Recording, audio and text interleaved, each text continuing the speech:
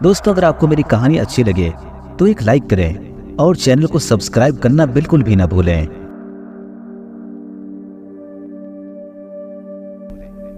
मेरे शोहर का नाम अमजद है।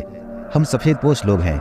मेरे शोहर की तनख्वाह 30,000 है और इसमें हमारा मकान का किराया, बिजली बिल, आने जाने का भाड़ा, स्कूल की फीस, घर का सौदा और अल्लाह न करे अगर कोई बीमार हो जाए तो उसका भी खर्चा। हम जैसे सफ़ेद पोश लोगों के लिए ये एक परेशानी है। ऊपर से हमारी 3 बेटियां हैं। यूं तो बेटियां अल्लाह की रहमत होती है, मगर जहमत तब बन जाती है जब इनको पढ़ाओ लिखाओ, शादी का लंबा दहेज दो, मगर हमारी किस्मत कि हम नहीं दे सकते। मेरा नाम साफिया है। बेटी की चाहत मुझे शुरू से ही थी। जब मेरी बड़ी बेटी फिनिश की पैदाइश हुई तो मैंने खुदा से शिकवा किया कि काश मेरा पहला बेटा हो जाता और फिर बेटी। खैर, अल्लाह की रज़ा समझकर खामोश हो गई और अपनी बेटी को कबूल कर लिया, मगर बेटी की चाहत मेरे दिल से ना गई। मेरी दुआएं और लंबी हो गई। मैंने सिर्फ बेटी की दुआएं मांगी, मगर फिर दूसरी बेटी रिदा की पैदाइश हो गई, जिस पर मेरी आंखों के आंसू नहीं रुकते थे और जुबान पर था कि या अल्लाह, एक बेटे की तो चाह की थी, तू तो मांगने पर हर एक की झोली भर देता है, फिर मेरी झोली खाली क्यों रह गई। खैर, ये भी मेरी औलाद थी, कबूल कर लिया। मगर तीसरी बेटी महरूख की पैदाइश पर बहुत हैरान हुई कि क्यों खुदा ने मेरी दुआ कबूल नहीं की और 3 बेटियां अता फरमा दी। शायद मेरी दुआ में वो तड़प नहीं, वो जुनून नहीं जो मुझे एक बेटे का फ़क्र दे सकता। अब मेरे शोहर ने फैसला कर लिया था कि अब हम मज़ीद औलाद पैदा नहीं कर सकते। इन तीनों की परवरिश अच्छी तरह कर ली तो खुदा के आगे सुर्ख रूह हो जाएंगे। अब अल्लाह से ये दुआ मांगो कि इन तीनों का नसीब अच्छा करे और अब बेटी की ख्वाहिश ख़त्म कर दो और दुआ करो कि अल्लाह हमें अच्छे दामाद अता करे और अब वही हमारे बेटे होंगे। मैं अपने शोहर को देखने लगी कि क्या वाकई बेटा हमारे नसीब में नहीं है, और वाकई इस बात की क्या गारंटी है कि इस बार मैंने फिर से ज़िद की और फिर से बेटी पैदा हो गई, तब क्या होगा। आजकल के ज़माने में 1 या 2 बच्चों की परवरिश मुश्किल है, फिर मेरी तो 3 बेटियां हैं। मेरे शोहर जितना कमाते इतना ही खर्च हो जाता, कुछ भी नहीं बचता था। मैं सोचती कि बच्चों की शादियां कैसे करूंगी। क्या सारी ज़िंदगी मेरे शोहर मेहनत करते रहेंगे? इन्हें कभी आराम नहीं मिलेगा। अगर आमदनी का अच्छा ज़रिया होता तो मैं कुछ पैसे ज़रूर जमा कर लेती, मगर आमदनी का कोई ज़रिया नहीं था। मेरे हालात बहुत ख़राब थे। ऊपर से बेटी की चाह मेरे दिल से ख़त्म नहीं हुई थी। किसी के गोद में बेटा देखती तो ख्वाहिश और बढ़ जाती कि काश मेरा भी एक बेटा होता, मगर मैं अपने आंसू पीकर रह जाती। खुदा की रज़ा में राज़ी थी, मगर खुश नहीं थी। मेरी दोनों बड़ी बेटियों की स्कूल में गर्मियों की छुट्टियां हो गई थी। वो अपने पापा से ज़िद कर रही थी कि पार्क जाना है, मगर वो अपने रूटीन वाले पार्क में नहीं जाना चाहती थी। वो किसी दूसरे पार्क में जाने की ज़िद कर रही थी। पार्क तो बहुत सारे थे, मगर थोड़ा दूर दूर थे। दूसरे पार्क में जाने के लिए किराए की ज़रूरत थी और फालतू पैसा खर्च करना हमारे बस में नहीं था। मगर आज बच्चों की ज़िद ने हमें मजबूर कर दिया कि हम किसी दूसरे बड़े पार्क में चले जाएं। खैर, हम एक ऐसे पार्क में आ गए जो बहुत बड़ा और खूबसूरत पार्क था, मगर हैरत की बात थी कि वहाँ इतनी भीड़ भाड़ नहीं थी। वहाँ चंद ही लोग थे। पार्क में सारे झूले खाली पड़े थे। मेरी बेटियाँ इतने सारे झूले देखकर खुश हो गई थी। वो झूले झूलने लगी और हम पार्क के बारे में बात करने लगे। पार्क तो बेहद अच्छा है, मगर लोगों की रौनक नहीं है, खाली पड़ा है। बच्चों के झूले वाली साइड तो कोई भी नहीं था। मेरे शोहर बोले, हमें क्या, हमारी बेटियां तो खुश हैं। जिस झूले पर चाहे झूल रही हैं, वो तीनों खुश हैं तो हम भी खुश हैं। हम दोनों मुस्कुराने लगे। फिर हम इधर उधर की बातें करते हुए बच्चों पर भी नज़र डाल लेते। तीनों बेटियां तितलियों की तरह घूम रही थी। उनकी खुशी देखकर हम दोनों भी इतना ही खुश हो रहे थे जैसे हम भी झूलों को एंजॉय कर रहे हों। अचानक से मेरी बड़ी बेटी मेरे पास आई और बोली, मम्मा पापा, इस झूले के पास से किसी बच्चे के रोने की आवाज़ आ रही है। हम दोनों अपनी बेटी के साथ उस झूले के करीब चले गए। वो स्लाइड टनल थी। इस हॉल में एक बास्केट रखी थी जिसमें से बच्चे की आवाज़ आ रही थी। मेरे शोहर ने बास्केट निकाली और उसका ढक्कन उठाया तो उसमें बेहद खूबसूरत बच्चा था। मेरे शोहर ने बताया, लड़का है। मगर कौन छोड़ गया है इतना खूबसूरत बच्चा, वो भी लड़का। लड़के का लफ्ज़ सुनते ही मैंने लपक कर इस बच्चे को गोद में उठा लिया। वो मेरी गोद में आकर बिल्कुल चुप हो गया और मुझे देखने लगा। मैंने बेइख्तियार उसे चूम लिया। इस बच्चे पर बहुत प्यार आ रहा था। मेरे शोहर बोले, पता नहीं किसका बच्चा है, कौन इसे यहाँ छोड़कर चला गया है। और पता नहीं वो क्या क्या बोलते रहे। वो लोगों से पूछते रहे, चौकीदार से पूछते रहे, मगर किसी को कुछ पता नहीं था कि वो बच्चा किसका है और कौन इसे यहाँ छोड़कर गया है। आखिर उस बच्चे की कागजी कार्रवाई शुरू की गई। फिर पुलिस ने कहा इसे किसी आश्रम वाले के हवाले कर देना चाहिए। मेरा दिल इस बच्चे से जुदा होने को चाहकर भी नहीं हो रहा था। फिर मेरे दिल ने फैसला कर लिया, ये अल्लाह की तरफ से मेरे लिए एक तोहफा है। ये उस इबादत और उस दुआ की कमाल है जो मैंने अल्लाह से मांगी है। अल्लाह ने मुझे बेटा अता किया है, चाहे जरिया कुछ भी बनाया। इसका कोई दावेदार नहीं था, तो फिर ये बच्चा मेरा हुआ, मेरा बेटा, मेरी आँख का नूर, मेरी जान। मैं बेतहाशा उसे प्यार करने लगी। वो भी ऐसे मुस्कुरा रहा था जैसे वाकई वो मेरा ही बेटा हो। मेरे शोहर ने मेरा प्यार और मेरे बेटे की तड़प देकर बच्चे की देखभाल का खर्च अपने जिम्मे ले लिया। हम बच्चे को लेकर घर आ गए। मेरी बेटियां भी अपने नन्हे से भाई को देखकर बहुत खुश हो रही थी। मेरे शोहर भी खुश थे, मगर खामोश थे। आप इतना खामोश क्यों हैं? मैंने आखिर पूछ ही लिया तो मेरे शोहर कहने लगे, साफिया, तुम्हारा प्यार देखकर डर लग रहा है। ये जिसका बच्चा है, अगर वो लेने आ गया तो तुम्हें वापस देते हुए बहुत दुख होगा। कुछ नहीं होगा, ये मेरा बेटा है। अल्लाह ताला ने ये मुझे गिफ्ट किया है। ये मेरी दुआओं का फल है।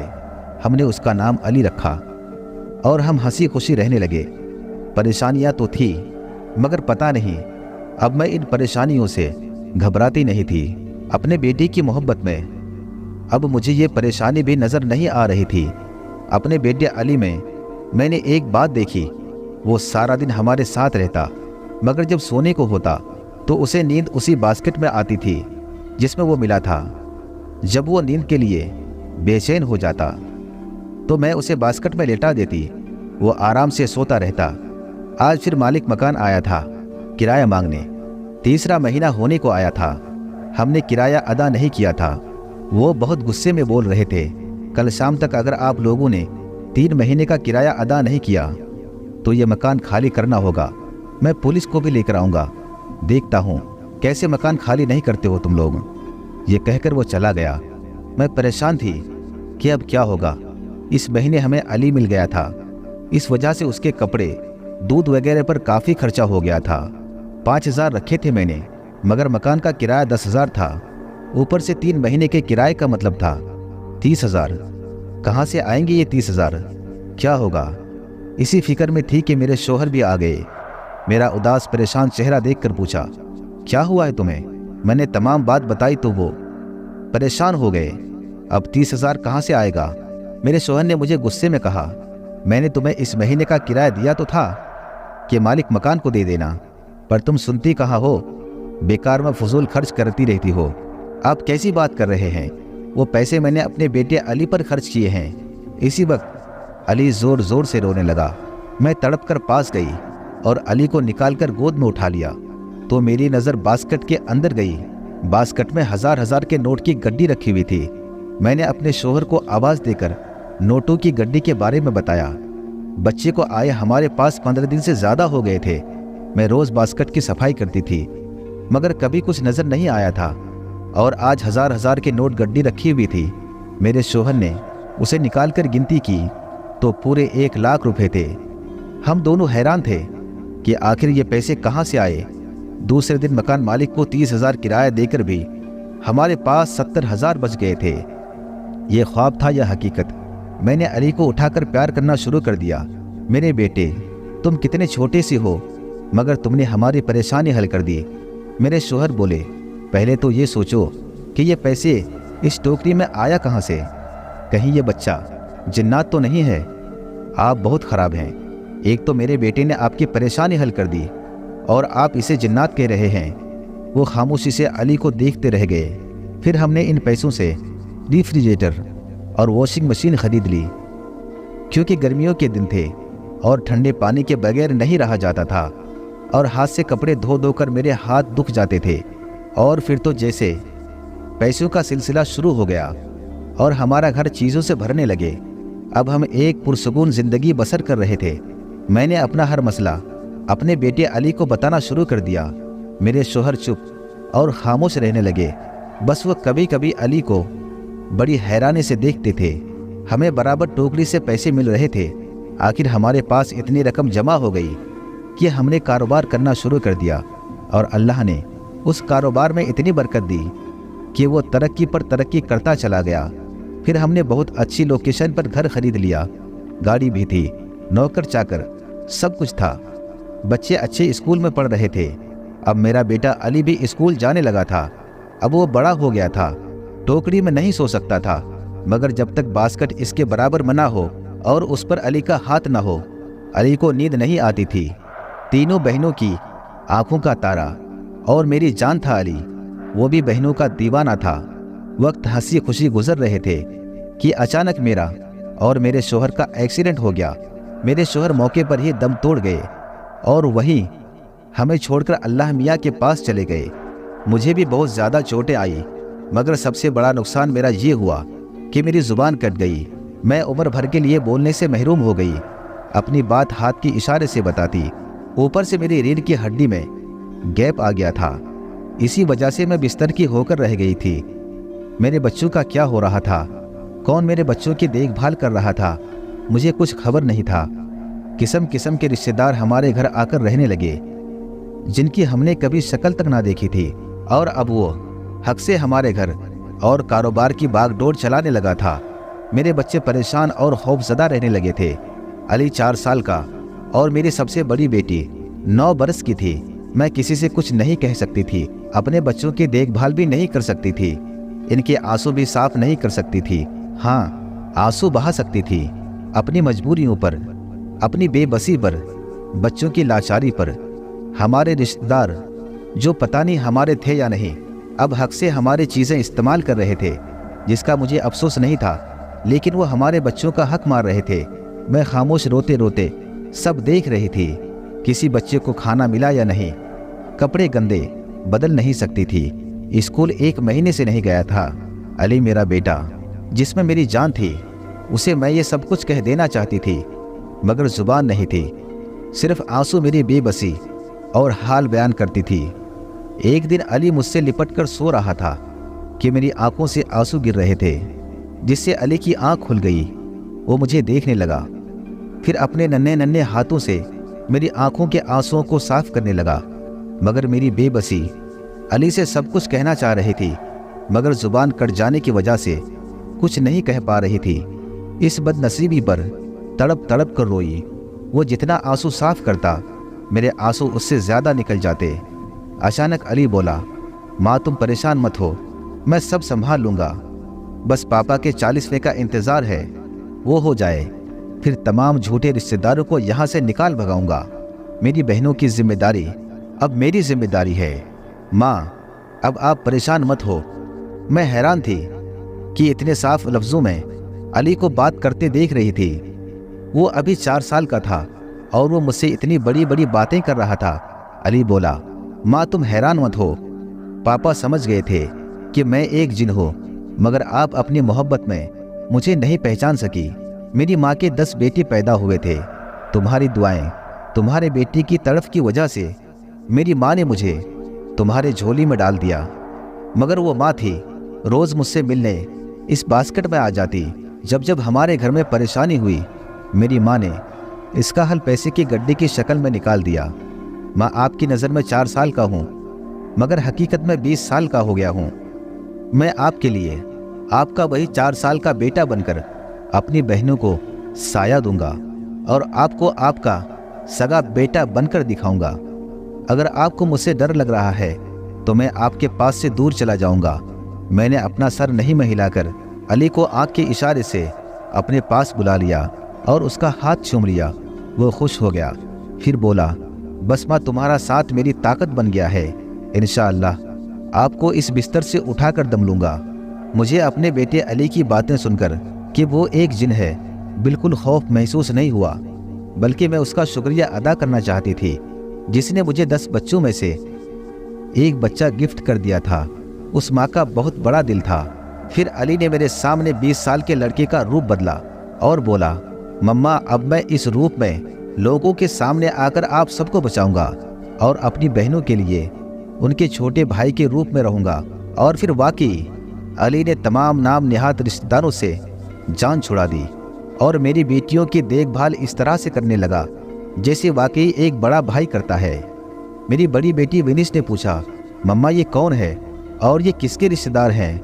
मुस्कुराने लगी। जुबान तो थी नहीं, इसीलिए बोल नहीं सकती थी। फिर मेरी छोटी बेटी बोली, मगर जो भी है, जिसका भी रिश्तेदार है, ऐसा लगता है कि हमारा बड़ा भाई है, जैसे हमारा छोटा अली बड़ा हो गया हो। फिर दुनिया ने देखा कि कैसे मेरे तीनों लड़कियों की शादी अच्छे अच्छे घरों में हो गई। अब मेरी तबीयत इतनी ठीक हो गई थी कि मैं चल फिर सकती थी। ये तमाम कमाल मेरे अल्लाह का है जिसने मुझे अली जैसा बेटा अता किया था। पता नहीं अगर मेरा सगा बेटा होता तो वो ये सारे काम कर पाता या नहीं, मगर अली ने मेरा बेटा होने का हक अदा कर दिया था। इस बात का मैं जितना शुक्र अदा करती इतना ही कम था। आजकल मेरी बेटियां अपना भाभी लाने के लिए लड़कियां ढूंढ रही थी। हर रोज एक से एक हसीन लड़कियां इन्हें पसंद आ जाती। अली मेरे पास आया, मम्मा अब वक्त आ गया है आपसे और अपनी बहनों से दूर जाने का, क्योंकि वो मेरी शादी करने के लिए लड़कियां देख रही हैं। आपको पता है कि मैं एक जिन हूँ और मैं ये शादी नहीं कर सकता। तब मैंने उन्हें एक कागज़ पर लिख कर दिया, बेटा तुम किसी जिन्नी से शादी कर लो और बहू बनाकर हमारे घर ले आओ। मैंने उसे सलाह दी तो वो बोला, नहीं मम्मा, इस दुनिया में वो नहीं रह सकेगी। आप मेरी बहनों से कह दीजिएगा कि मैं मुल्क से बाहर चला गया हूँ और वहीं शादी कर लिया हूँ। हाँ, मैं आपके पास आता रहूँगा। आपको और मुझको अल्लाह ताला ने ज़िंदगी दी तो कोशिश करूँगा कि अपनी बीवी और बच्चों को भी आपसे मिलवाऊँ, मगर वादा नहीं कर सकता। फिर अली हमसे दूर चला गया और अब वो मुझसे मिलने आता है। उसने अपनी बीवी और बच्चों से भी हम सबको मिलवाया है। दोस्तों, अगर आपको मेरी कहानी अच्छी लगे तो एक लाइक करें और चैनल को सब्सक्राइब करना बिल्कुल भी ना भूलें।